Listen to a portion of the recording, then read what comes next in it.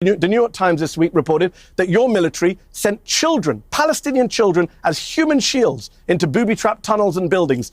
Is that what you did, Jonathan? Can you tell us today, did you ever send a Palestinian child as a human shield into a tunnel? Because you can't keep playing an anti-Semitism card and undermining the very real struggle against anti-Semitism by using it to defend a government that is full of some of the most racist people, anti-Arab, anti-Muslim, anti-Christian people on the face of this planet. You were spokesman for a government that contains people like Smotrich and Ben-Gvir, open racists, prosecuted for inciting terrorism. You should keep your lectures to yourself and be embarrassed for the government you served. The problem is not you living in the region. The problem is the army you served and the country you were a spokesman for illegally occupies other people's lands in the West Bank, in Gaza, in the Golan Heights, now in Lebanon again.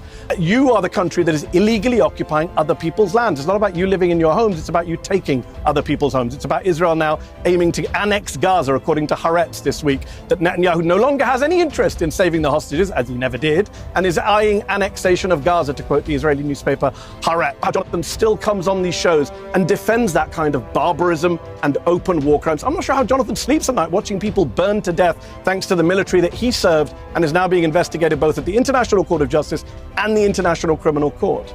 Jonathan, did you witness rape?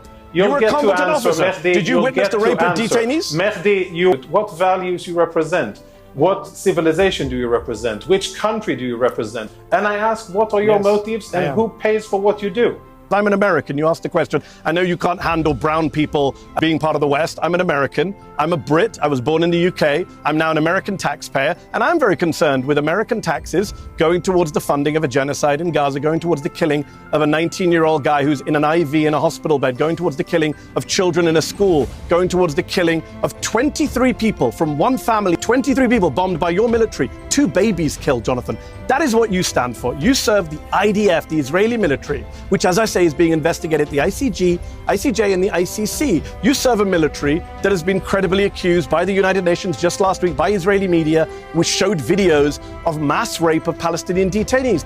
Is that what you did, Jonathan? Can you tell us today, did you ever send a Palestinian child as a human shield into a tunnel? Because the New York Times is saying your military is starving the people. Jonathan, what do you stand for? Starvation? Mass rape? Ethnic cleansing, genocide? Every human rights group in the world says your military is an abuser of human rights. I don't know how many human rights you yourself have personally abused. I don't know if you turned a blind eye to rape on your custody. I don't know if you killed children at point blank range like Israeli snipers did to people carrying white flags. You can tell us today.